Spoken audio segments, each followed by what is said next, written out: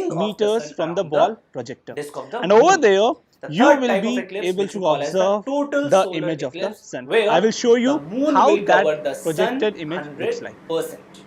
So that means you will So we not have be able to observed see the the sun sun at through all. telescope using the Okay, projection and method this is as the well as using time filter when it with the will help be of dark solar view goggles on the earth. and a ball projector. Not on the whole Now in earth, all only these at the things region you need where that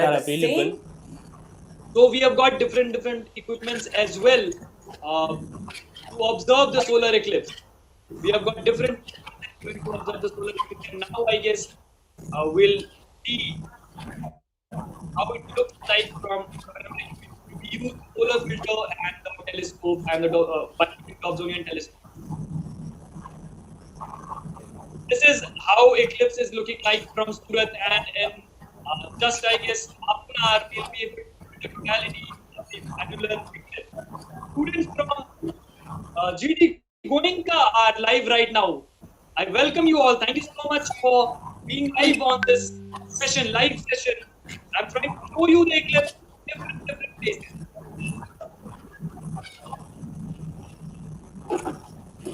And I guess this will make you believe that yes, we can see the solar eclipse. It's worldwide accepted, greatest phenomena, and this is the live feed from. As you have seen the previous video, now we will like to connect with Surat, the franchisee of Space India. We would like to invite Mr. Akash and have some discussion about today's solar eclipse. Hello, sir. Hello, hi. Hi, hello, Shivangi. How are you? I'm fine. How are you? I'm good. I'm doing good. I'm enjoying the Eclipse Festival of India. So how do you feel like this would be the last solar eclipse to be visible from India? So what do you think? Yeah, so yes, I am actually excited to see the eclipse and to show it to the general masses as well. I've been doing live in Surat, that is in Gujarat, and around 70% of the eclipse is visible from Surat. My team is already working on it. Since we are experiencing rain as well, there are little showers of rain in Surat, but still we somehow managed, we somehow got clear skies and sun. So right now, I'm, trying to show it to the students and to the people who are live on our page. And we are doing it live from the different part of the world as well, jahan se solar eclipses are visible, so that people can see it and experience the solar eclipse, the annularity or the partial eclipse or the totality of the annular solar eclipse. Tell us more about the eclipse. Like there are some myths as well that we can't see with the naked eye, or some Indian myths as well that we don't eat. Okay, yeah. So when we talk about the myths, we cannot see it with the naked eyes, and that is true. That is a fact. We should never ever, try to look at the sun or the eclipse sun with the naked eyes, because this may cause serious injuries to our eyes, and this will result into the blindness, the permanent blindness. It can result into a permanent blindness. So you can see it with the help of some of the equipments which are made for looking at the sun. For example, solar view goggles. For example, pinhole projectors. If you don't have the pinhole projectors, you can just go out and see at the surface where the trees are casting the image of the sun, which is coming from the leaves. It also acts as a pinhole, and you can also see it with the help of welder's glass. Right? You can eat whatever you want to, and if you don't believe, I'll just eat it in front of you and see. Nothing will happen actually when I'll eat this. I'll take a bite of this biscuit. See, nothing happened. So since Sutak Kal is going on still, people, in news and on different places, people are saying we should not eat anything at the time of eclipse. We should not drink anything at the time of eclipse. So this is a complete myth, and we should never ever believe on these myths. So what message would you like to the students about this? Like, I'm so sorry, I cannot hear you. Will you please repeat it again, Shivangi? I can't hear you. What kind of message you want to share the students out there? Will you please put the mic closer to your mouth so that I can hear you out? I'm unable to hear you. There is, I guess, noise over there. Can you hear me? Yes, I can hear you now. Yeah, loud and clear. I want to know that what message you want to send to the school students about anything about get enthusiasm about it. I guess I'm so sorry. I guess there is some network problem, Shivangi. Your voice is, cracking a lot. But will you please repeat it for me once again? I'm so sorry for the last time, because I guess there is some noise, around you. So I am unable to hear, or there is some internet glitch. I want to say कि what kind of message do you want to send to the school student out there to spare Okay. some enthusiasm? Okay, so right now a lot of schools are looking at our live feeds.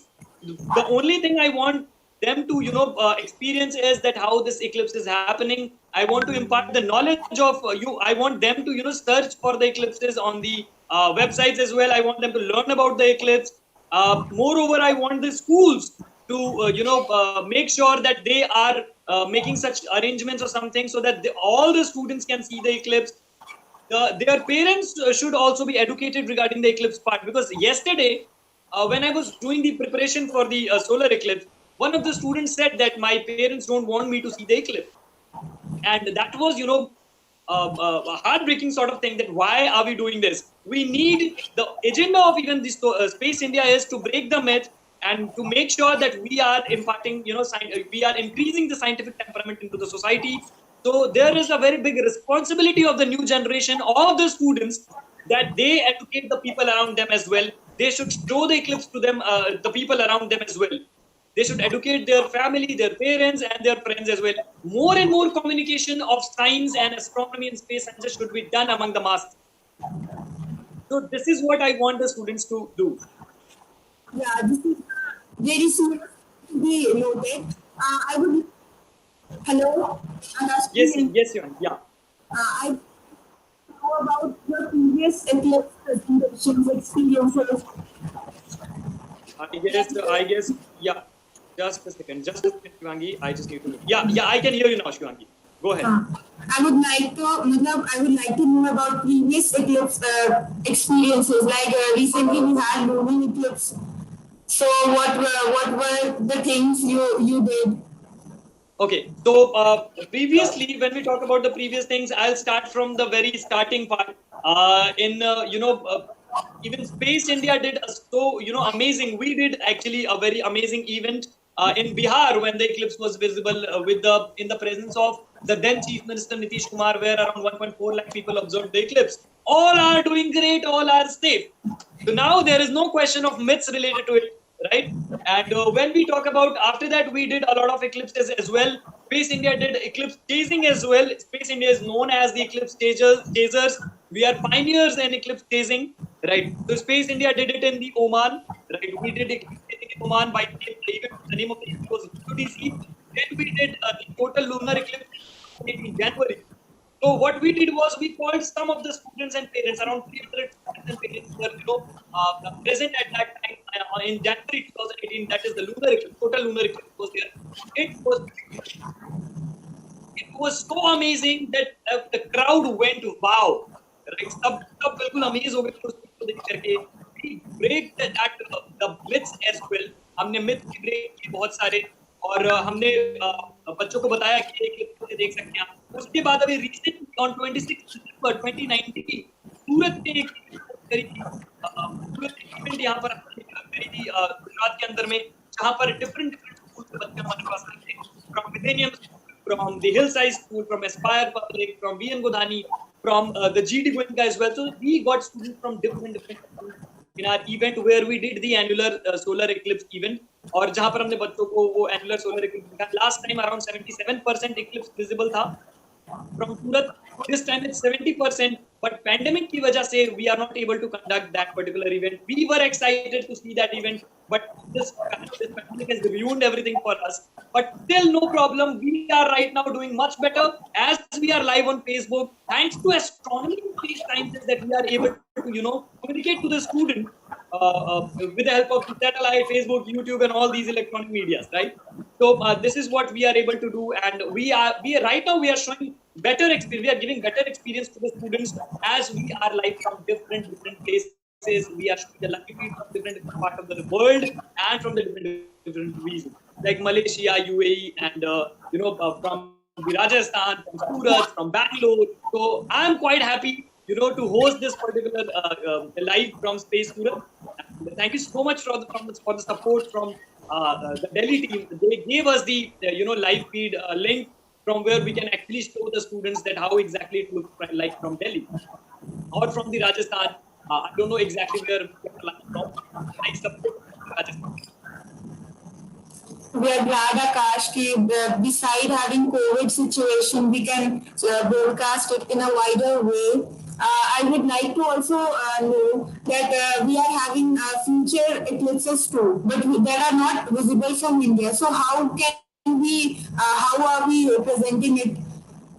Okay, so for example, right now we are doing it from the Surat, and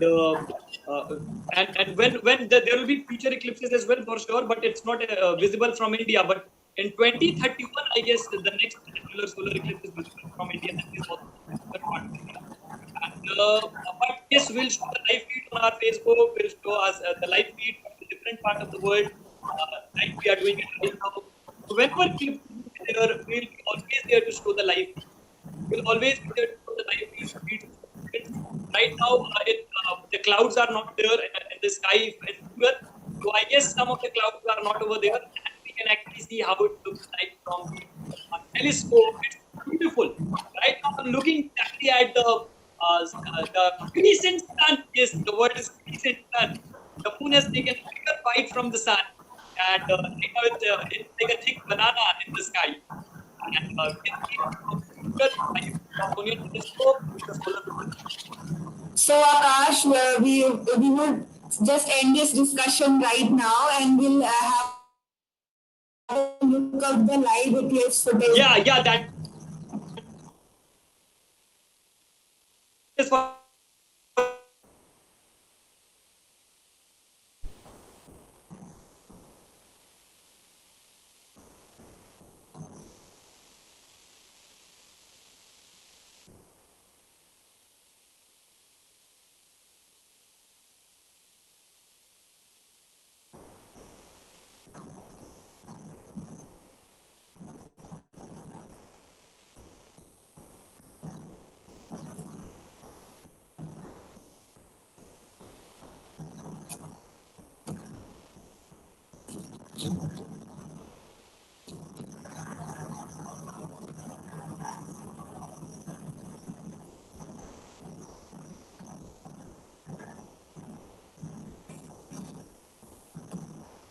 Now we'll go live and have the live image footages of the solar eclipse from the virtual telescope from different countries.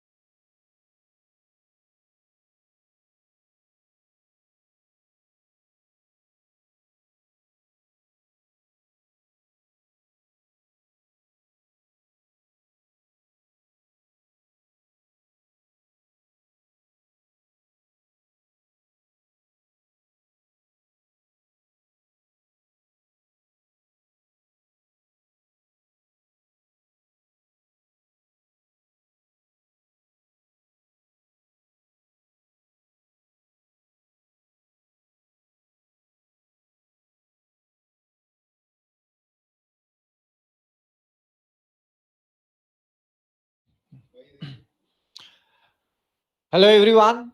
Good morning. So, my name is Shantanu, and I'm an astronomy educator with Space India. And I hope everyone is excitedly, observing the eclipse through various safe methods. I hope no one's taking, chances with their eye safety, because that is very important. But today is a very important day, especially for the citizens of India. This eclipse might not happen again in the next century. Right, so it's an occasion when the whole country as a whole is observing the eclipse. Right, every part of the country is able to see some part of the eclipse. So I am going to show you a presentation right now, and in this presentation I'm going to tell you about the eclipses. I'm going to tell you what they are, right, what are the different kinds of eclipses, and I'm also going to tell you how you can safely observe them. So if you're someone who hasn't figured it out right now till now, and you want to observe the eclipse, and we all know that the maximum is going to happen somewhere around 12, a little bit after that, in various parts of the country. So if you want to observe at least the maximum part, I am going to tell you how you can do that. So with no further ado, let's continue with the presentation part. So I'll just share the screen, everyone.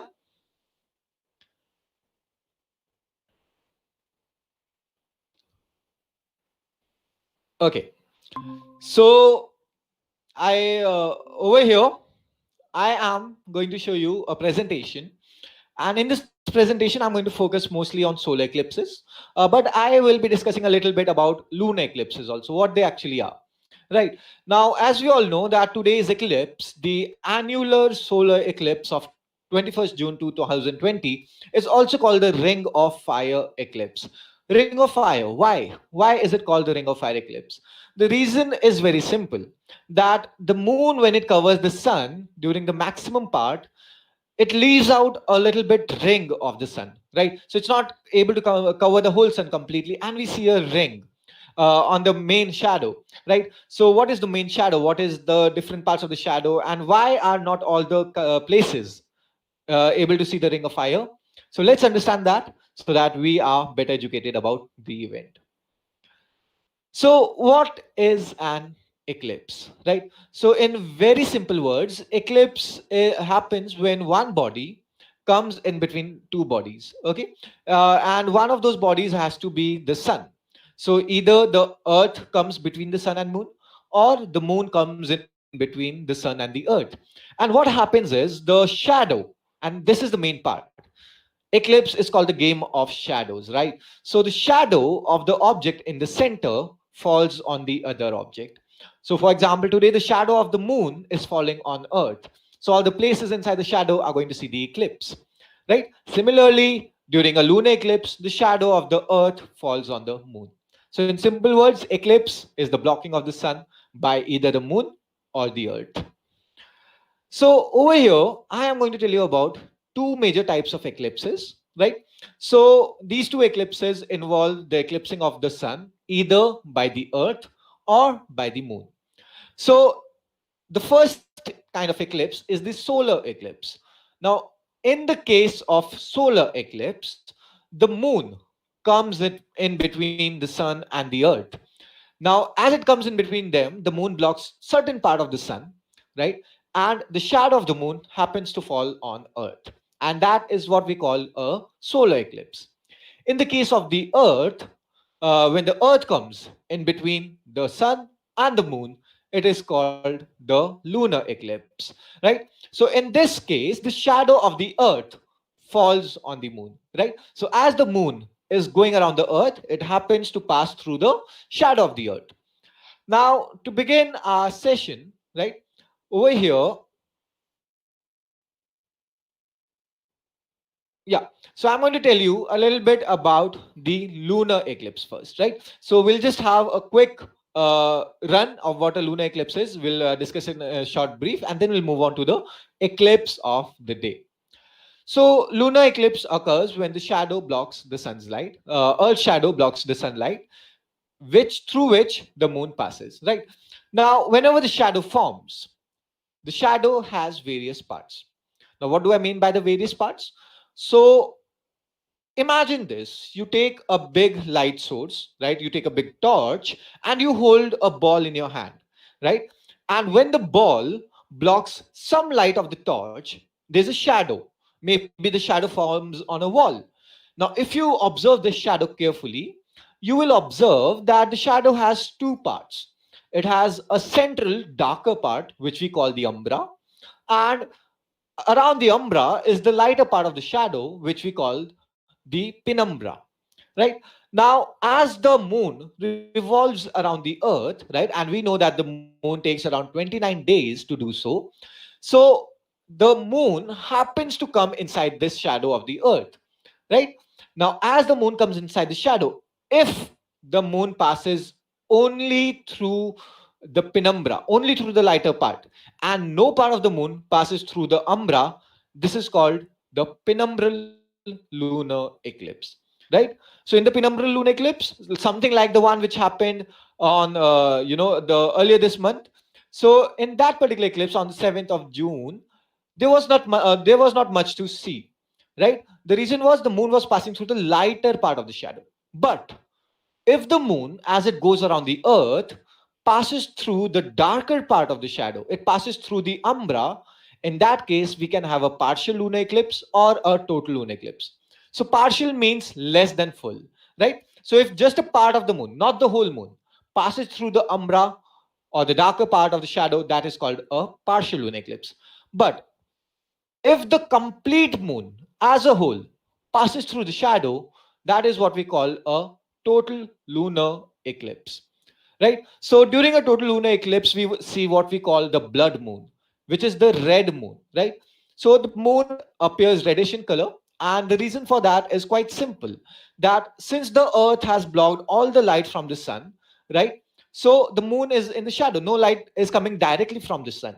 But the light that is passing through the atmosphere of earth gets bent towards the moon. Now, as it gets bent, and we know that the light from the sun is made up of 7 colors, right? What we call the vibgyor, the rainbow that we see. So out of all these 7 colors, the red color is the best color to cover the long distance, reach the moon, and get reflected back to our eyes. So that is why we see a red moon, and hence the name blood moon. Right. So back in the past, people did not understand eclipses very well. And as I go on in the later part, I'm going to tell you about the myths. I'm going to tell you about the superstitions. Right. So because of the red color, they thought that the blood moon or the moon is covered with blood. Hence the name. So moving on, we come to solar eclipses, the main eclipse for today, the highlight eclipse for today. So a solar eclipse occurs when the moon comes in between sun and earth. That is something we have well established. So both the objects, the moon and the earth, always have shadows, right? Because the sunlight is falling on them every time. So every time the two bodies are going to have shadows. But what happens is, and this is once every month, then why don't we have an eclipse every month? Right? So the reason is that the orbit of the moon is actually a little bit tilted, right? So it just happens that the shadow of the moon, even though it might be between the earth and the sun, might not fall on earth. It might fall above earth, it might fall below earth, but not on earth, because the orbit of the moon is tilted, right? Similarly, because of the tilt of the orbit, the earth's shadow does not every time fall on the moon. But sometimes the alignment of the moon happens to be so amazing, so well, that the shadows fall on the other object, right? And that is what we see as an eclipse. So over here, the we can see in the picture that the shadow of the moon is falling on the earth. Now, if we look a little bit carefully, we will see that the shadow has two parts. It has a darker part, right, which we call the umbra, and it has the lighter part, which we call the penumbra, right? So all the places on the surface of earth which have the lighter shadow, right, which are on the penumbra, will see a partial solar eclipse. So for all those places, they will only see a part of the sun being covered, not the whole sun, right? And that is something that is happening with the major part of the country today. So the major part of the country, like the capital, like the southern states, they will be seeing a partial solar eclipse. But for those lucky people who fall in the umbra, right, For them, the size of the moon is bigger or exactly matches the size of the sun. So they see a total solar eclipse. So the whole sun gets covered for them. Now today is the annular solar eclipse. So it's a even more special case. Now in this case, what happens is that the moon is a little bit far away from the earth, right? So instead of the umbra, the extension of umbra called the antumbra is what falls on the earth, right? So as you can see, and I'll explain it in the next slide also, that you can see that the umbra shadow is forming a triangle. So I can just use my imagination, and if I imagine that if I take earth farther away from the moon, the triangle will close, and as it goes far away, the triangle will start expanding again in the opposite direction. So as the triangle of the shadow will start increasing again, that is called the antumbra. So in the antumbra, when the earth is in the antumbra of the moon, we see a moon that is smaller than the sun in the sky, and a smaller moon will cover a smaller part of the sun, right? So over here, over here are the three parts, the three kinds of solar eclipses, right? So the first is a total solar eclipse. So the size of the moon in the sky is exactly like the size of the sun, right? So the moon, what happens is, how can the size of the moon be same as the sun? So though the moon is smaller than the sun, it's much smaller, but it's also much closer to us, right? Something that's closer to us appears bigger. Something that's farther will appear smaller. So Earth happens to be in such a privileged place, such a special position, that during sometimes the size of the moon is exactly the size of the sun, and the whole sun gets covered, right? Over here, the earth is in the umbra of the moon. Then the second kind of eclipse, second kind of solar eclipse, is the annular solar eclipse. Annular solar eclipse is what we have today. So the moon is a little bit farther. So instead of being in the umbra of the moon, we are in the antumbra, a little bit more farther from the umbra. So in the antumbra part of the shadow, right? So antumbra is the central part of the shadow when you are much farther from the object, and around it obviously is going to be the penumbra, the lighter part. So in the antumbra, the moon is going to appear smaller than the sun. So as we can see in the picture, a little part of the sun is left out, right? And it forms like a ring around the moon when the moon is in the center of the sun, which we call the annular ring. So annulus is a word in Latin which means ring, okay? And hence it has the name ring of fire. So that is the annular solar eclipse. And in both the eclipses, both the total solar eclipse and the annular solar eclipse, those places which are in the penumbra of the shadow, in the lighter part of the shadow, they get to see a partial solar eclipse. So we are going to see a crescent sun in this case, right? So not the whole sun is going to get covered, but depending on how far you are from the main shadow, from the darker shadow, the lesser and lesser sun will be observed, right? Or the lesser part of the sun will be covered. So that is, or those are the kinds of solar eclipses that we experience from the Earth. So over here, just to better explain you, as I was saying, that what is the antumbra? So as you can see in this picture, right? So if I take the Earth considerably far away from the moon, the umbra extends to form the antumbra. The antumbra is a little bit lighter than the umbra, but it's still darker than the penumbra, right? So the antumbra again is also surrounded by the penumbra, right? So over here, when the Earth is in the antumbra of the moon appears smaller, and we are going to see a annular solar eclipse. Now, you must be wondering that, what is going to be special about this annular solar eclipse, the one that we are going to have today, or we are having today. So a lot of things are special. First of all, it's a solstice annular solar eclipse, right? So this eclipse is happening today on the 21st of June. 21st of June is the summer solstice of the northern hemisphere, the longest day in the northern hemisphere, right? This kind of eclipse will happen again in the year 2039. And even then, you cannot be sure that it's going to pass through the country of India. Over here, the whole country is going to observe this particular eclipse, right? The one that is going to happen today is happening today. The other thing very special about this eclipse today is that it's one of the longest eclipses observed. It stretches complete two continents from the central parts of Africa to the southern parts of Europe, through northern India, engulfing the whole of India in its penumbra, through the southern Pakistan, moving on to the southern part of China. So a major part of the world comes under the path of this eclipse. But the eclipse is a little bit shorter compared to the other eclipses. So today's annular solar eclipse is going to last for somewhere around 1 minute 30 seconds near Africa, and for India, it's going to be somewhere around 38 seconds to 19 seconds to 38 seconds. Right? So the duration of the maximum eclipse is going to be a little bit short. But do not let that sadden you, people, because this eclipse is also the deepest eclipse in the next decade. What do I mean by deepest? Is that even though the moon will not cover the whole of the sun, even for places that are in the antumbra, but it's going to cover 0.99 part of the sun, or 99% part of the sun, right? So 99% of the sun is going to get covered, so that's almost the whole sun. So this is the closest we can go to a total solar eclipse without actually having a total solar eclipse. Something like this will happen again in the year 2034, but during that time, again, the path might not fall on the complete Indian continent, Indian subcontinent, right?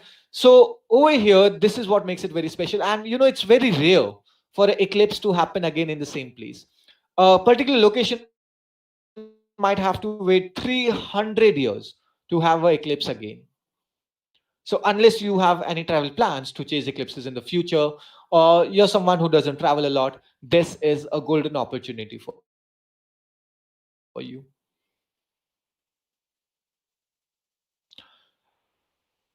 So after establishing, I guess, the importance of today's annular solar eclipse, I will be moving ahead to the next part where I come to discussing the unsafe methods of solar observation.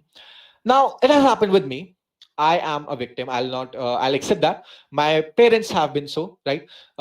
Most people who are elderly than me have been a victim to this, that there are certain methods of solar observation which we assume to be safe but aren't.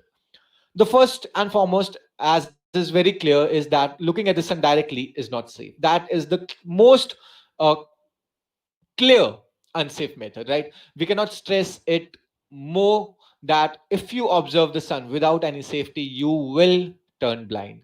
Okay, so first of all, naked eye observation of the sun is not safe. Now, first let's understand that why can we not look at the sun, right? What is there that harms us? Now, there is a common misconception that it is the harmful light, or it's the bright light of the sun that is harming us. It's not. The When we learn about the sun, we learn that the sun gives out heat and light. So the heat coming along with the sun is what's harmful. So our lenses, they focus the heat inside our retina. So retina is the back part of the eye, where we can see the images, whatever the world around you you're seeing, the colors that you're seeing form on the retina. Now the retina lacks something, and that something are pain receptors. So the retina, because it has no pain receptors, cannot feel the pain that is happening, the pain that happens during the burning of the retina, and slowly you turn blind. Then another wrong method of observing eclipses is using X-rays. X-ray films reduce the light. They are not good absorbers of heat. They do not absorb the heat that is coming from the sun. So though they might increase the time it takes for your eyes to have any appreciable harm, but that again is harming, slowly, but it is. And in the past, Galileo Galilei, who was called the father of modern astronomy, he invented the refractor telescope, and he was one of the first people to observe the sun using the telescope. And he used a filter to observe the sun, but that filter was not of a very good quality, right? And eventually he turned blind. So to avoid that fate, we should avoid using, the incorrect methods like photographic films, negatives. These, they, because we associate eye damage with the light and they reduce the light, we think they are safe methods, but they are not. They are actually going to harm our eyes, and that's going to have a bad, that's going to have a big repercussion on us. So moving ahead, what are the other unsafe methods? Sunglasses. Sunglasses are just called the sunglasses because they reduce the glare of the sun, right? But not the heat. Even if you use multiple layers of X-rays, multiple layers of photographic films, multiple sunglasses, it's going to reduce the light. It will not absorb the heat effectively. Another very unsafe method is to observe the sun during sunset and sunrise. And it's a very common misconception that I've faced that during sunset and sunrise, the sun gets dimmer. So everything reduces, the harmful radiation reduces, but it's not so. Heat, the radiation of heat is very good in passing through the atmosphere, in passing through gases. So though light, the visible light is not as good, so the light gets blocked and we see a dim sun. But the heat is still able to pass through the clouds, right, through the atmosphere. And we see, we see a dim sun, and what happens is our pupils open up, more light enters, and along with more light, more heat is going to enter. So even during sunset or sunrise, it's suggested that do not look at the sun directly. Now, if these are the unsafe methods, what are you left with? Not everyone is going to have a solar filter at their homes, right? So how can you be a part of this amazing observation? So that is something that I'm going to tell you right now, right? What are the safe methods of solar observation? So the first and foremost is that if you have a telescope, use a filter on the telescope. The filter should be tight enough, it should not fly away, and the filter should be put up on the objective, right? So objective is the part from where the light is entering. The filter is not attached on the eyepiece from where you see, not over there. It should be on the objective. Then the other method is using welder's glass, and every welder glass has a rating, right, on how much heat or light it can absorb. So a welder's glass of 14 or more higher rating is recommended for solar observation. Then we have ball projectors. So ball projectors are simple, simple mirrors. They are balls with mirrors attached to them. So the reflection of the sun on a screen that is far enough appears on the screen, and you see a circular projection of the sun. Then you have solar viewers. Solar viewers are made up of special materials that can absorb the heat. For example, the solar viewers that we make at space are made up of carbon polymers, which is carbon is very good at absorbing heat, right? Another kind of material that is used in solar viewers is the mylar sheet, which is a very good insulator, right? So mylar sheet and carbon polymers, they have a rating called ND rating, or neutral density, which is something like the rating of the welder's glass, that how much light is being absorbed, how much heat is being absorbed. So for that, a solar viewer better than 4 ND rating is always suggested. And in the end, the most common method is the pinhole projector or the pinhole camera. Now, how can you make a pinhole camera? Supposing you do not have a mirror, small enough mirror, how do you make a pinhole camera? Very simple. What you can do is take 2 sheets of paper. One of the papers will be the screen. Okay. The other paper, just make a pinhole. So you can use a safety pin, you can use a thumb pin, just make a tiny hole, right? And the hole might look small, but it's more than enough. You do not need to make the hole bigger inside, just a small prick on the paper, on the sheet, right? It's suggested use a thick paper, right? So once you make the hole, you can hold the pinhole in front of the screen, right? And the sun is going to be in that direction. So the sun passes through the pinhole and forms a projection on the paper. Now, what you can do is, to get a little bit creative, you can draw something on the paper with the pinhole, and you can make multiple pinholes along the boundary. So on the paper, on the screen, on the other paper, you are going to get multiple pictures of the sun, multiple projection of the sun in the same pattern. So that is something you can get creative with, and is a very easy and accessible method for solar observation. So there are a lot of myths attached to solar eclipses and lunar eclipses, mostly because in the past people did not understand how did they work. A lot of cultures came up with the stories of dragons, of big wolves, of frogs, right, in the sky that are eating up the sun or the moon, because they were mostly surrounded by these animals, or they considered these animals important or these creatures important, and the only explanation they could come up was this, right? So the mythologies have affected a lot, but it's not so. There are no monsters in the sky, right? There's nothing eating this sun or the moon. It's just the motion of the sun and the moon that affects that appears as the eclipse, right?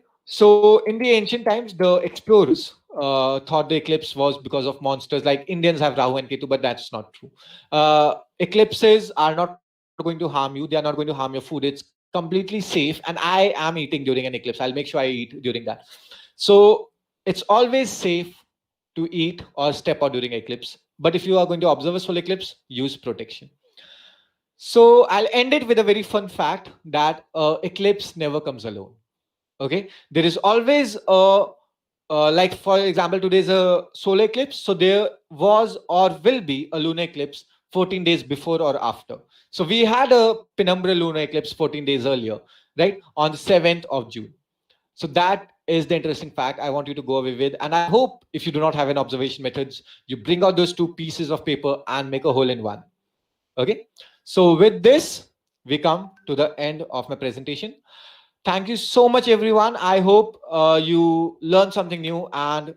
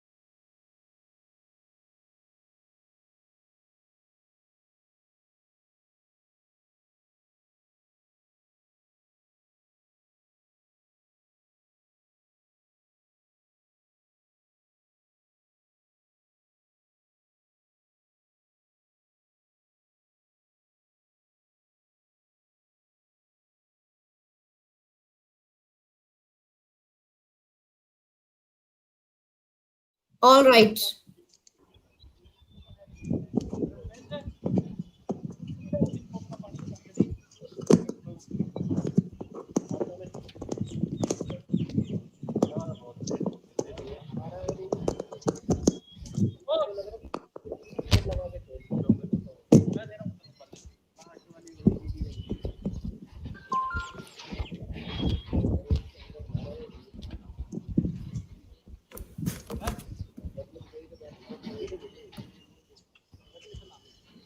Neeraj, sir, are you there?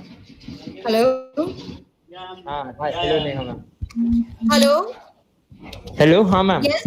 Yes. So we have Yogesh Kumar Joshi, senior educator from Space India Technology, and plus we have team from Chennai, Mr. Neeraj Ladia, the head of Chennai department from Space India. So I want to know, Yogesh, from you first, that just let me know that how is your experience of solar eclipse in Kurukshetra? So we just get to know that you and your team is there in the Kurukshetra. You have captured your solar eclipse. Yeah. Actually, ma'am, we have moved a bit away from Kurukshetra, and we have came Yes.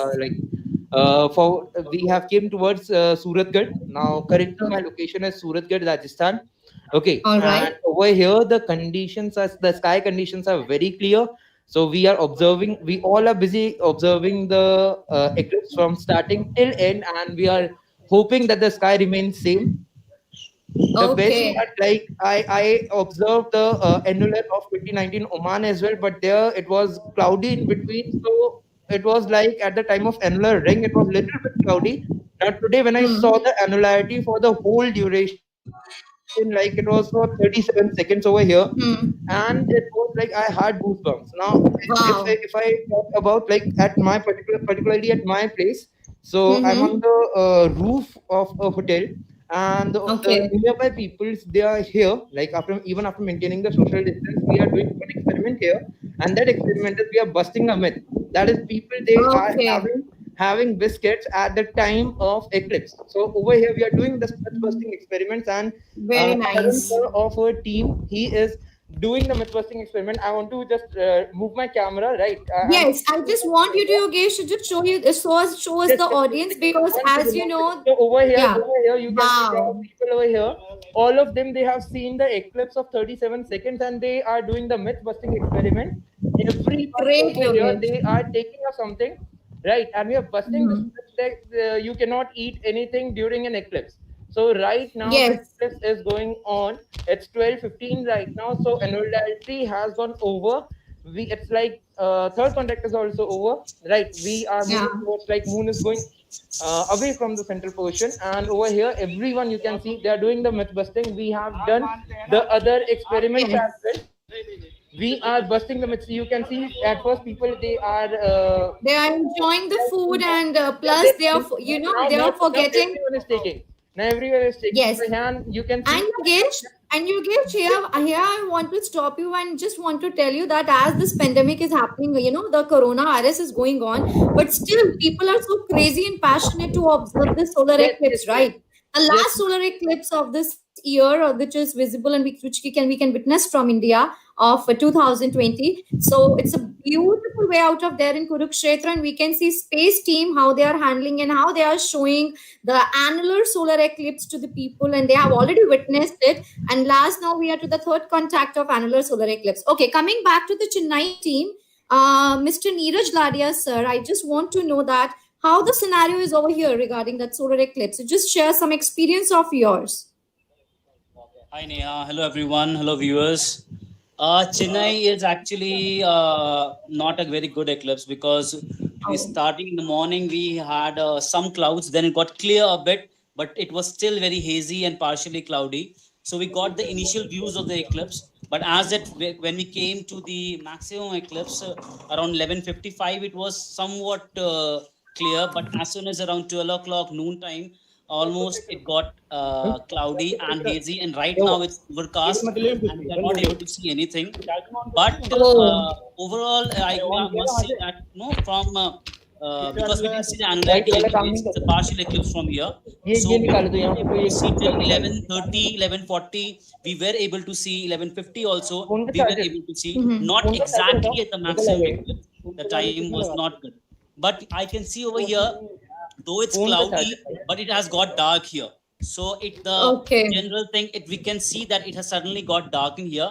And during that time, I also noticed some strange things over here, like I could see birds flying in haywire directions. Like some of the birds were Oh. flying in some other direction. So it was like some chaotic situation going on in the sky. So one thing I All noticed, right. and there was sudden darkening also here, not too much, but there was certain darkening also. And as the eclipse moved forward, and obviously Okay. I'm also going to do my myth breaking, and I'm going to have an apple right now. Very nice. Very nice. So the team from Chennai, they are actually breaking the myth by having some food, and so is enjoying Just an enjoy apple. the eclipse and not do the. Though the weather, yeah, though the weather is not favorable, but still we can have some expectations with us. Hopefully. So moving back to the Kurukshetra team, Yogesh, do you want to experience some? Sorry, do you want to share some more experience with us that what we are actually doing over there? Yeah. You can see over here that people, they're trying to observe the sun from H alpha. Here you can see one of the setup we have put up for the photography, right? So as it is, there is a lot of heat coming, so that's why we have kept covered our lenses from this. Yes, sheet over here. Yogesh, I just want to know. I just want to know. I just want to tell you that I just share some experience with the audience that what safety methods and precautions you are actually following during this time. This is very much important. First of all, we maintain the social distancing thing, right? We all are like a bit far away, and right now everyone they are doing that myth busting thing. So their masks are off their face, right? They're having something. So the masks are off, but you can see people that are the eclipse from their goggles. And yeah, I'm having some people with me. I want them to share their experience. Can I call them? Can I call it him? Yeah. Hello. Yeah. So over here we have one sir over here, and there's one student over And here. students are also here. We are amazed to see that. No, I'm just going to take his words, right? So what is your name? Manaswar Parekh. So Manaswar, ये आपका पहला eclipse था? Yeah, it was my first eclipse in my life. So how was your experience? It was just really awesome, and it was amazing. When it came like around the sun, I took goosebumps, and it was really just awesome. Great. So sky आपने dark होता हुआ देखा यहाँ पे? Yeah, of course. Yes. So, ma'am, ये एक experience है. Like this was one of the experience that we have seen. Similarly, there are 25 other experience. They have observed that the light, it went down at up to a considerable level. Here you can see Taran sir. He is explaining the concept to the people who are asking questions related to eclipse, right? You can see we have also put up time lapse over here. This is one camera. On the other camera, we are going. You can see we are recording the eclipse. Like it's under the towel actually, right? But you can see if I take you to the screen, so you can see that it is recording the eclipse over there. Okay. Very nice. Excellent, Yogesh. It's just, I'm just amazed to see that students are also part of this annular solar eclipse and how they are coming and, taking all the precautions, and they are witnessing this annular solar eclipse, which is going to be an end of this year.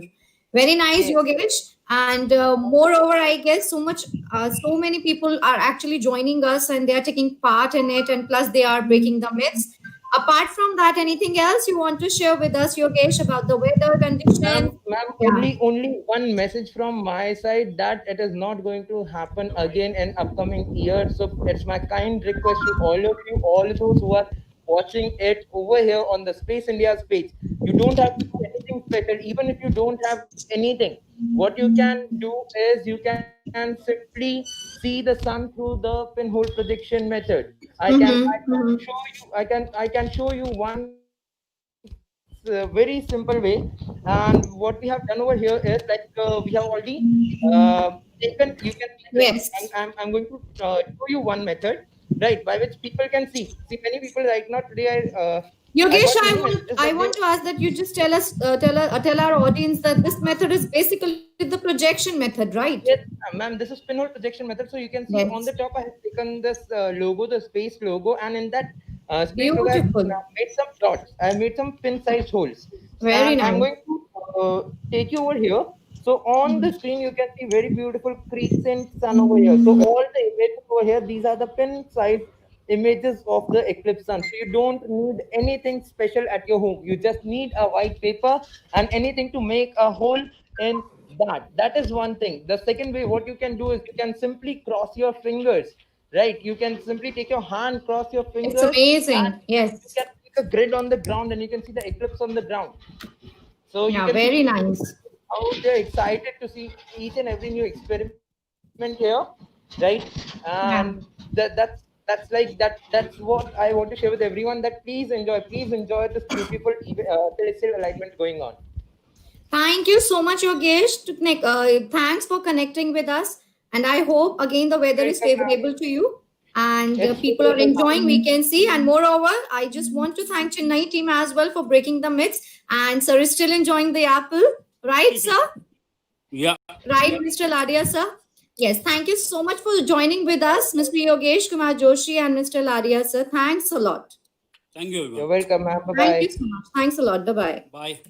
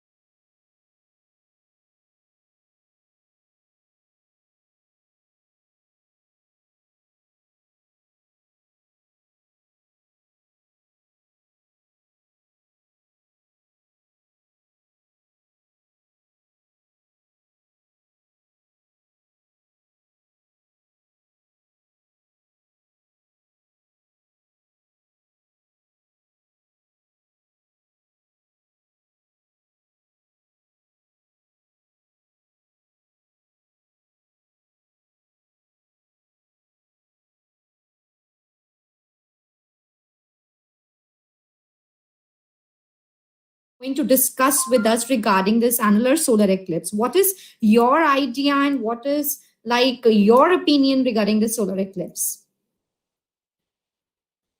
Solar eclipse is very important phenomena for not only scientists, for everybody who are interested in science and technology. Yes, sir. Earlier, say about 2 decades back, people used to have lots of myths and superstitions. That doesn't mean it doesn't exist now, but what we have observed, it has gained at least some momentum that people are in general curious to watch solar eclipse, and they many of them have able to come out of this superstitions and myths. So that's the first aspect. All these programs, like science communicators, what they do to try to give out the scientific explanation of all these types of eclipses. Like here now we are going for annular solar eclipse. Sometimes there's a total solar eclipse, and the reason of these eclipses is been explained. So many of the people, many people who are having superstitions or myths in their mind, they are able to come out of their dogma and able to understand that there's nothing more than a natural phenomena. Apart from that, there are many interesting stories. Like there are many interesting scientific discoveries and validation of facts happened throughout last 100 years or so. Einstein's theory of general theory of relativity, it was validated. He proposed in 1915, and it was validated during 1919 total solar eclipse. So that was a validation, observational validation during total solar eclipse. So similarly, there are many other discoveries took place, like discovery of helium, 1858. At that time, it also total solar eclipse helped in discovering helium in sun first time. So there are different aspects of eclipses. That's why it always intrigues everybody whenever there's eclipse to go and watch and at least discuss and talk about that. That's very important. Okay, so here I just want to highlight one thing to the audience and Dr. Nath, that you have published and written several books as well in international and national journals. So I just want to discuss this. Is there any book related to, the stories of eclipses, stories of astronomy facts, story of space sciences? So can you tell us something related to it, that what kind of books you have been published and what is your idea of consideration related to the eclipses and all? Many of my papers are highly technical. That's for computer science, distributed computing. That's not related to astronomy. I'm not an astronomer, so there are many people who have written. Definitely, they've written on astronomy, on eclipses. There are plenty of books, but I myself have not written any books on eclipses or astronomy. Okay, Dr. Nath, Yeah. So, Dr. Nath, what do you think that people of our culture, people of Hindu religion, that they think that solar eclipse is kind of an abhishap hai ye hamare liye, right? So, do you think that some kind of facts you actually you mean that it's true, or you believe that people should witness it, that they should go out and they should see that it's a natural phenomenon? So, just tell us, audience, that what is your idea of regarding solar eclipse? That's precisely the point I wanted to mention it here initially in my talk, that solar eclipse or lunar eclipse comes with lots of myths, superstitions, and many people, majority, they do believe that something to do with something evil phenomena. Without realizing that's absolutely natural phenomena. It happens every year. Let me also tell you that every year there may be minimum 2 eclipses and maximum 5 solar eclipses. And total lunar plus solar eclipses happen 7. Okay, it cannot exist more than 7. There is scientific explanation for that. So we need to empower. We need to empower people to think beyond that. What they have, they knew it since their childhood, perhaps from their elderly, that this is something to do with evil, something to do with wrong things, or you should not do this, do not do that. Nothing like that. Absolutely, solar eclipse is a natural phenomena. The way sun, every day we see sun and then it rises and then it sets. Same as the solar eclipse. Only when when moon comes between sun and the earth, we get solar eclipse. When earth comes between moon and the sun, it's a lunar eclipse. So nothing beyond Yes. that, nothing beyond that. So it's very important that we teach people to come out of their social, this dogma and stigma, and understand the scientific phenomena, and try to understand that beauty, not the beauty that which offers while you watch annular solar eclipse, a total solar eclipse, rather than sitting inside the home and doing something which is the ritualistic, which has no scientific validity. And many people actually do propagate this time. They do try to propagate that this is the time you should not do this thing, you should not do that, that thing. That's something we need to get rid of this, and all of us need to actually come out and more in public forum, and to tell as many people as possible, especially the children, the students, to tell them. I'm sure the students already, they know it from the school, but still to empower them to be able to talk about the eclipse, to be able to explain the scientific phenomena, so that no superstition can precede the scientific phenomena. The science should actually oversee every, it should supersede every of this, social stigma, this myths and superstition. Oh, very nice. Dr. Nath, you just let us know, is there any, experience of yours that you have witnessed the solar eclipse, as we have so many of solar eclipse in the past years as well?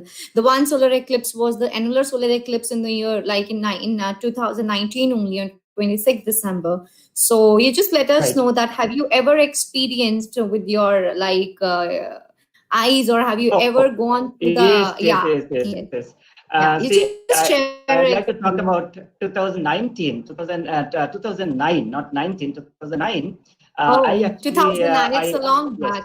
Right, but the reason I'm telling you, actually, that time we collaborated with the Indian Air Force, and from Agra base station. Actually, I was on that flight, this AN32 flight. And I know we were at 25,000 feet with all the oxygen mask and everything, and the ramp was open in front of us, and actually watched that total solar eclipse directly. It's in front of us without any disturbances, and we watched it. And actually, our flight was actually covering the entire path. So from Agra, we went till that, up to Guwahati, and then came back. Very nice. Was a wonderful experience. I know it's mesmerizing. Nice. Actually, you forget everything. We, in fact, forgot the purpose that we have to take data, we have to collect photographs. We kept on watching for some moments. In fact, we were supposed to get this, oxygen level indicator was there, so that we could actually indicate them that Air Force people that there's oxygen level less. And it happened with me that I actually forgot that. And fortunately, somebody, Air Force guy, actually noticed that my oxygen level, cylinder is empty. It came replaced. I did not even know that it was replaced. It was such a mesmerizing view, and it's something breathtaking, and it's a once in a lifetime opportunity. Thank you for reminding me. In fact, I still remember. Even we have enjoyed your experience as well, sir. Okay, being like from computer science and engineer background, you just let us know, and I want you to share this experience with the audience as well, that how you have generated and you have developed, the interest for this astronomy and space sciences, because an engineering student, a student who is intelligent in computer science, so their astronomy is, far beyond the limit. So how this interest you have inculcated in yourself? See, for every scientist, we are practicing scientists. It's very important that we have a social responsibilities as well, apart from my own research area, which is distributed computing. But apart from that, all scientists we do have a social responsibility, where we need to reach out to people to tell about this research is happening, and science and technology development, which our countries are going through, and the global position. It's very important that we come up and speak about. And this kind of opportunities like the solar eclipse, this gives an opportunity to talk to many people.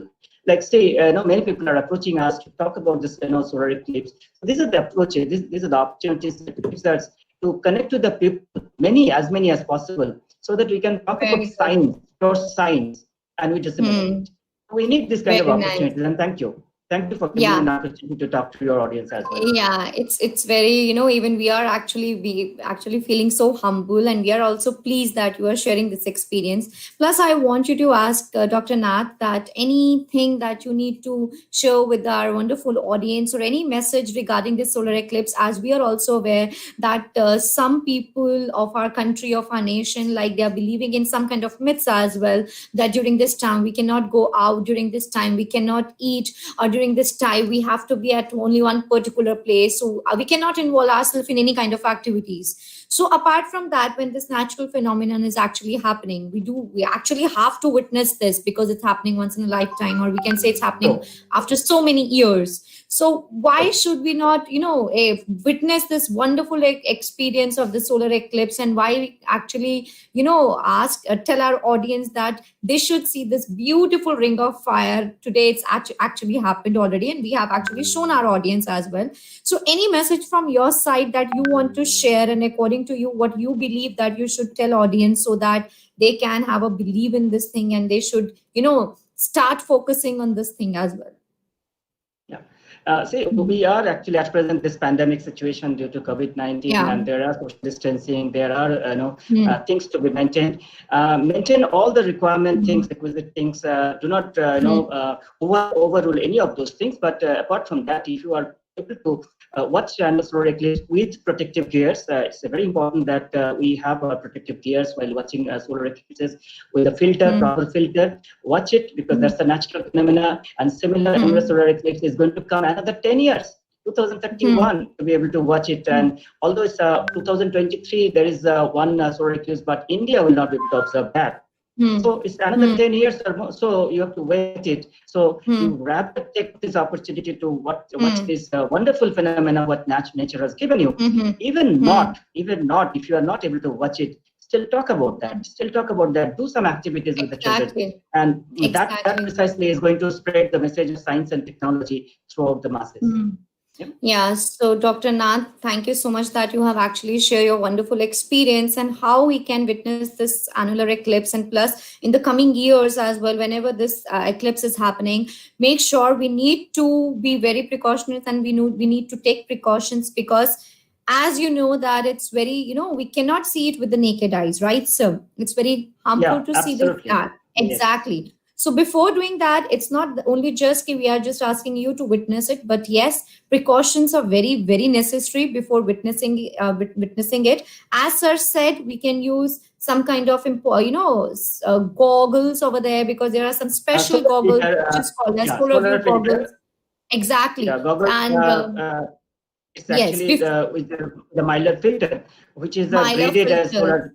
Plus there are some welding.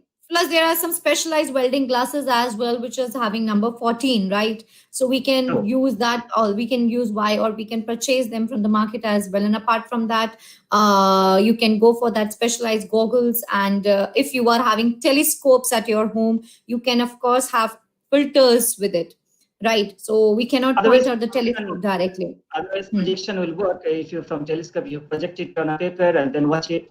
It doesn't need also telescope. If you have a pinhole camera or a mirror, true mirror, you project it on the wall, then you watch it. But direct watching is very, very dangerous, and you have to have all the precautions. Yeah, so we call it as projection method as well.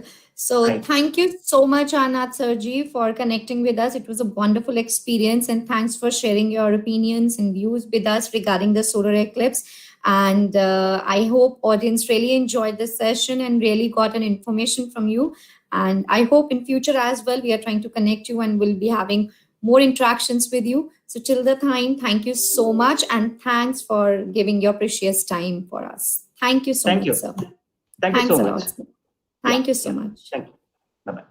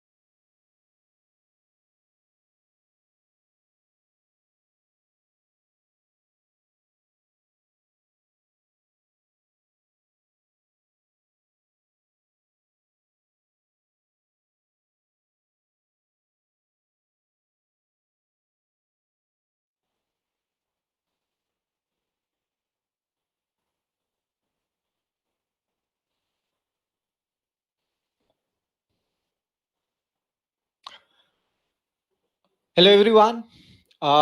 So I'm Shantanu and I'm back again. And I hope you have enjoyed the talk that we had right now. And you enjoyed learning about the eclipse with us and you enjoyed the live coverage with us from various places. And before we move on towards the fourth contact, which will happen somewhere around 118, 120, before moving over towards that, I am going to use a little bit of this time to tell you something about Helio Odyssey. So Helio Odyssey, so Helio means the sun, and Odyssey means a journey, right? A journey of finding something. So Helio Odyssey is a solar scientific expedition, right? That is organized by Space India, in which we select students through competitive exams from throughout the country, and we take them on a fully sponsored expedition, a fully sponsored scientific expedition to observe and study eclipses. So we did the same last year in the month of December, 26th December, when we had the annular solar eclipse, which was best visible from Oman, and in India it was best visible from the state of Kerala. So we took the top 20 students to the Sultanate of Oman, right, on a completely fully sponsored trip where they conducted various experiments. They measured the weather parameters. They clicked pictures of the eclipse, and I guess it's safe to say that they had a wonderful lifetime experience. On the same hand, a team of ours went to Kerala under the Ring of Fire, where our team of experts conducted various observations, various experimentations again, and organized a public observation for everyone. So I am going to share the report of the Helio Odyssey 2019, and in that, I'm going to tell you what did we achieve and what did we learn from the experience, what did the students do, and basically take you on a small journey of the progress of our initiative, the progress of our expedition. So, Helio Odyssey, if I have to, just put it in a very simple word, was a solar scientific expedition, right? The study of the science of the sun, right? Study what happens during eclipses. So, under Helio Odyssey 2019, right, a lot of students from all over the country appeared for an examination, and the best of them, those who had a strong grasp of the sciences, of astronomy, of mathematics, got a chance to go on a fully sponsored trip to the Sultanate of Oman. So over here is a feedback by one of our Eclipse winners, and they are the parents of the Eclipse winner, Pratul Kumar Sahu, and they say that thanks to the entire Space India and Helio Odyssey team for such a wonderful international exposure of the young astronomers. Right. So events like these, expeditions like these, expose the child to various range of ideas. You get to meet people who have similar ideas or maybe different, and you learn a different viewpoint. You learn how to effectively communicate your point. You learn how the science is actually done. In our schools, we do science by reading books, and that is something that we also do mostly in our colleges. But how is science actually done? Science is done through experimentation. Science is done to making a hypothesis, making an idea, and putting it to test to see if the idea works out, and to better understand how the nature works. So over here is a small brief of the Helio Odyssey, right? That according to the 51H of our constitution, right, it is the responsibility to develop the scientific temper, humanism, and the spirit of inquiry and reform. This statement is mentioned in our constitution. The constitution of the biggest democracy in the world advocates the importance of having a scientific temper, having the curiosity in you. And under the same idea, under the same statement, was the birth of Helio Odyssey, which is a flagship project of Space India, right? And over here, it is one of the most, as it says in the second last paragraph, that it is one of the most powerful forms of astronomy, space education, and space experiential learning program promoting STEM skills and hands-on learning by observation, analysis, and recording of eclipse. Right. So in Space India, we have always advocated the importance of hands-on education. A child would learn by reading books, but they would learn much better by doing it themselves. Maybe they do a small mistake, which helps them, actually better understand the concept, that how the mistake has affected their experiment. So over here is a picture of the team that went to the Sultanate of Oman, right? These are all our 20 winners, their parents, and our Eclipse experts are two leaders. So three of our Eclipse experts accompanied the team, which were Neeraj Ladia sir, who's the head of Space India Chennai branch. There was Sakshi ma'am, who was the two leader, right? And Yogesh sir, who was also the third team leader and is also the senior educator. So moving ahead, what were the main objectives of Helio Odyssey? If I have to just point them out for you. So the project of Helio Odyssey aims to take people or students specifically towards the idea of scientific India. India made by people who think logically, who think scientifically, and are able to change their views based on evidence. So the main objective was to bring out the confidence, curiosity, scientific literacy, and responsible self of every child and prepare them to be called Helio Odysseans. It also gave the child the benefit of exploring and traveling all over the world. Right. So in various Helio Odysseys, which I'll be telling you about in a short while, we took students to various countries like Turkey, Russia, or Hong Kong, which exposed students to various cultures, various people.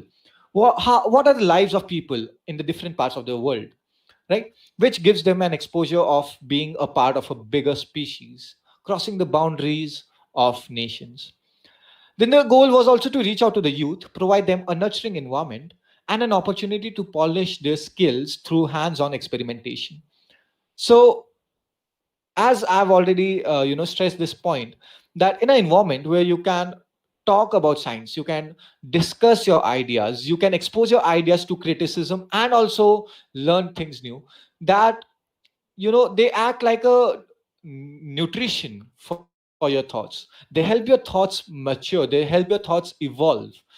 And lastly, through Helio Odyssey, Space India intended to get the students in touch with the leading experts and professionals. Right. So one batch of a Helio Odyssey actually met the then President APJ Abdul Kalam. Right. The students have also met Eclipse experts, right? They have met scientists, and basically they have exposed themselves to a connection with people who are the experts or the leaders in their respective fields. So moving ahead, over here, let me take you through the journey of Helio Odyssey. So the first Helio Odyssey was on 29th March 2006, aimed at observing the total solar eclipse from Turkey. Right. After which, 2 years later, another total solar eclipse, right? And in this team, there were 40 professionals, right? And a setup of cameras, of instruments to measure the weather changes, and everything like that. So this again, the students were selected through examination, through national level examinations. Then in the year 2009, the very next year, the students, led by our late astronomer, Mr. C.V. Devgan sir, who was a very well renowned astronomer of the country and is one of the co-founders, right? He leaded a team of 10 brilliant students and 5 space eclipse experts to Hong Kong to observe the solar eclipse that was as long as 6 minutes and 39 seconds. So while they were on land, a group of 1.4 lakh people assembled, right, with the Chief Minister of Bihar, Mr. Nitish Kumar, the then Chief Minister. And in Bihar, it was one of the biggest accumulation of people to observe the eclipse. 1.4 lakh people accumulated in the same place to observe the eclipse, obviously through safe methods. Then moving on after the year 2009, for this next year, on 15 January, a team of ours went to observe the eclipse by air, land, and sea. Sorry. So over here, a team of ours was on an eclipse cruise. to observe the eclipse that was happening on this day. So it was a total solar eclipse which lasted for 4 minutes and 41 seconds. Then in the year 2017, the Great American Eclipse. So our team headed by our CMD, Mr. Sachin Bhamba sir, and they went to USA to capture the total solar eclipse. And as you can see, is a picture of the beautiful eclipse trail over here. Right. So this was the Great American Eclipse, something that had created a lot of hype, a lot of news everywhere. And carrying on the torch, carrying on the initiative, in the year 2019 came our the latest Helio Odyssey in the month of December 26th, where a team went to the Sultanate of Oman. They stayed in Muscat, and near Muscat, they went to Masira Island Resort, which was their main location, right? Just outside, just near or beside their experimentation area, right? So it was on a beach side. And in this particular eclipse, right? So the students arrived to the airport, they landed on Muscat, they went to their staying location, which was the Masira Island Resort. And just outside it was a beautiful beach.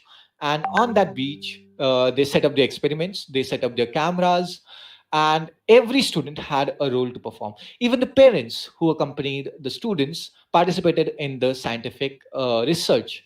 So some students were tasked with clicking the pictures of the sun during the eclipse. Some students were tasked with creating a time lapse. Some were tasked by clicking the close-ups. Some were tasked by checking the temperature of air and soil. Some were tasked with measuring the relative humidity. So why were we conducting so many experiments, right? One reason was that during an eclipse, the sun gets blocked and then it's unblocked again. So the moon blocks the sun's light and then moves away. So in the short duration, we can experience how the weather changes in this short duration. What happens when the sun is not there? What happens when the sun is there, right? So instead of waiting for days, right, we're waiting for a full day to conduct all your experiment to see what happens in the duration of the whole day when the sun rises in the morning and sets in the night. You can just conduct the same experiment during an eclipse in the matter of a few hours.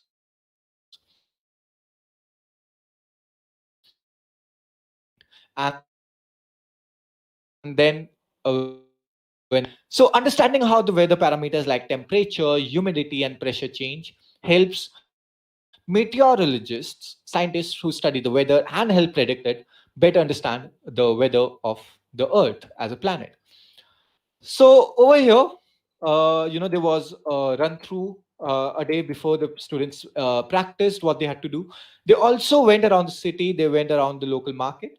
And once the eclipse was done and all the tensed state of mind went away, the students took out time for some exploration, right? So they went around the country. They went around the city of Muscat. They visited the Royal Palace. They visited amazing museums. And basically, as we said, that they exposed themselves to new cultures, and that is what they did. The point of Helio Odyssey is not just understanding eclipses, it's also understanding people, understanding various ideas, understanding various customs, and understanding how you can share your own custom idea or experience with the other person. So I'm going to tell you a little bit about the experiments that were conducted by our team of explorers. So one of the experiment was to measure the air temperature above the ground. Uh, and in this, what was expected was as the sun gets hidden, right, by the moon, so the temperature was supposed to fall down, right?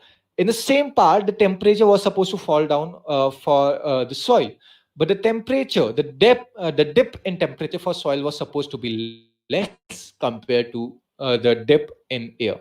And that was something what our students observed during the experiment. So as the moon went away, right, after the third contact, after the moon, started going away from the sun and started exposing the sun, the temperature rised again.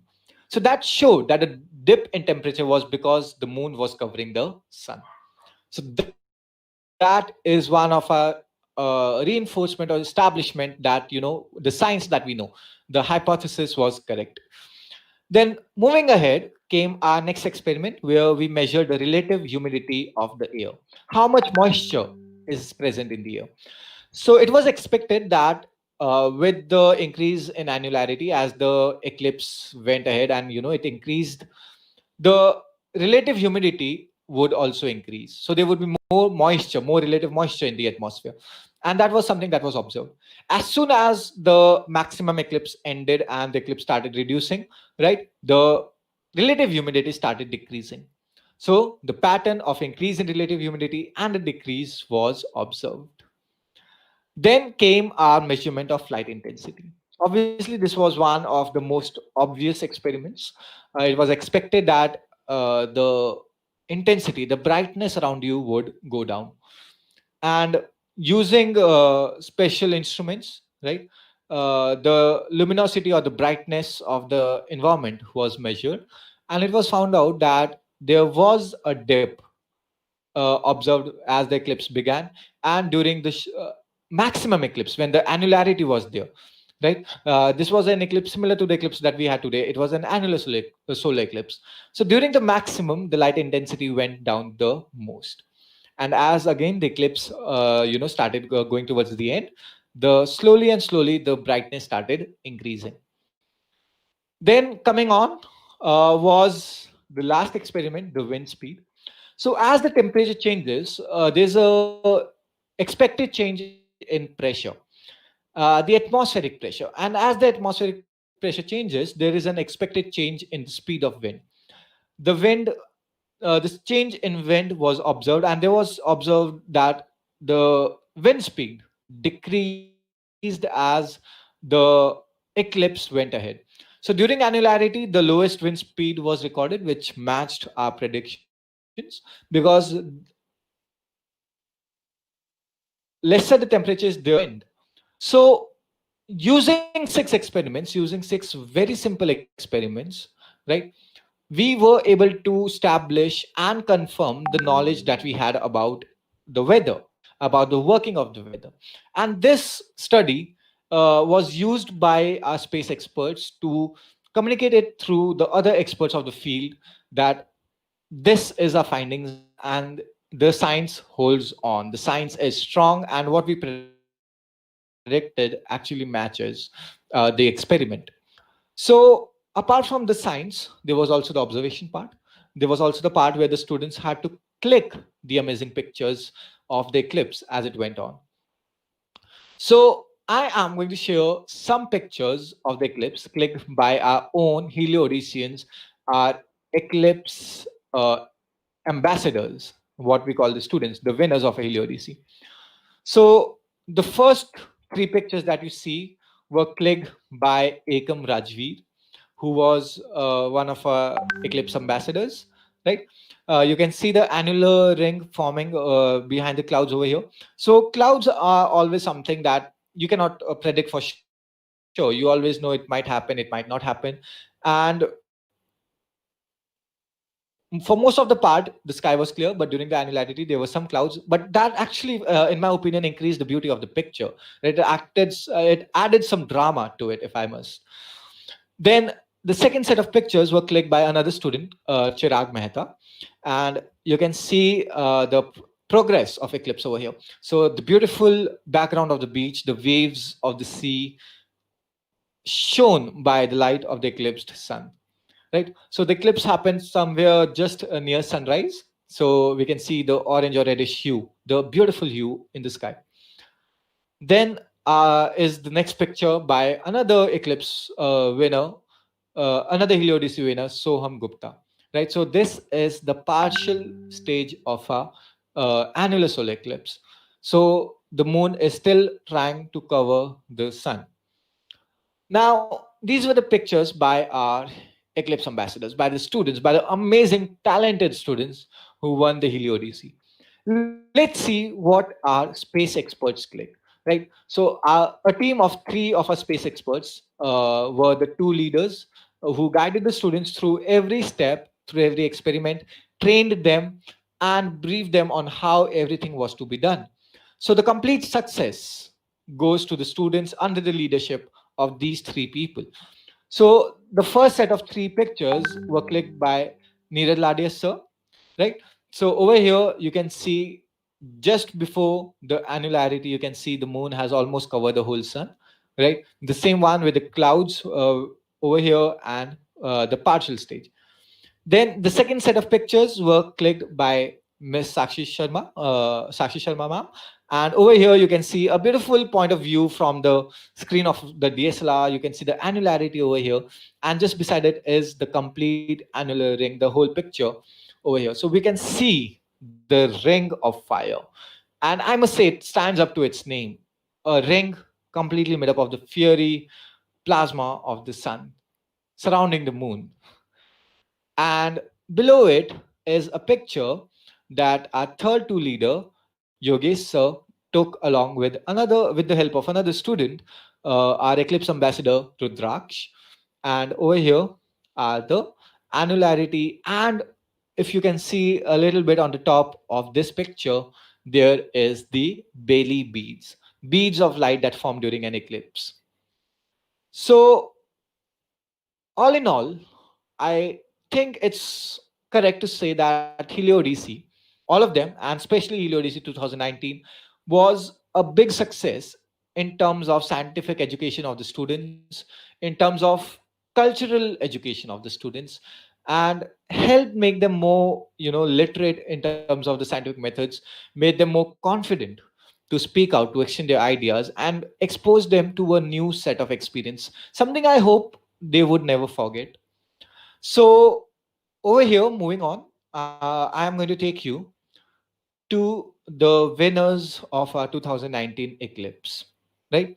So the rank one was achieved by Soham Gupta, followed by Ketan Joshi, right? So these are our Eclipse winners: Avik Chaudhary, we have Rudraksh Sangwan, we have Anushka Garg, then we had Sahitya Yanamandra, we had Krishanki, Joy Malik, Sayyam Dua, Arav Gupta, followed by Nalin Goyal. Then we had Anuvrat Lal, Sumanshu Aikat, Kartik Mandar, Chinmay Shokin, Anshika Varshne, who were followed by Aditya Arjunanibha, Ira Agrawal, Chirag Mehta, and Ekam Rajiv Singh. The 20 stars of the shining constellation we would call Helio Odyssey 2019. So these bright minds were behind all the experimentation data that you saw, behind most of the pictures that you saw. And with this, I would wish all of them and every student who aims to, pursue astronomy, pursue studying eclipses, chasing eclipses, a very all the best. So that was the end of my report, right? And over here are some of the feedbacks that we had from some of the parents of our Eclipse winners. So it's good to see how well received our initiative was, how the parents well understood the importance of this. And it's always good to have the support of parents, right? Because it's with their support, it's with their help that we are able to motivate the students to achieve more. So, with that, I would like to end our report on the Helio DC 2019, a flagship project, idea, the seed that came from our CMD sir, Mr. Sachin Bhamba. And now I am going to stop sharing my screen. So I hope all of you enjoyed being in the eclipse with us, uh, observing the live coverage from various parts of the countries. And the eclipse is not over yet. There's going to be the last contact in a couple of minutes. So I hope all of you stay along, right? Stay live and make sure you observe the last contact before it ends. Thank you. And I hope you had a wonderful experience. Bye.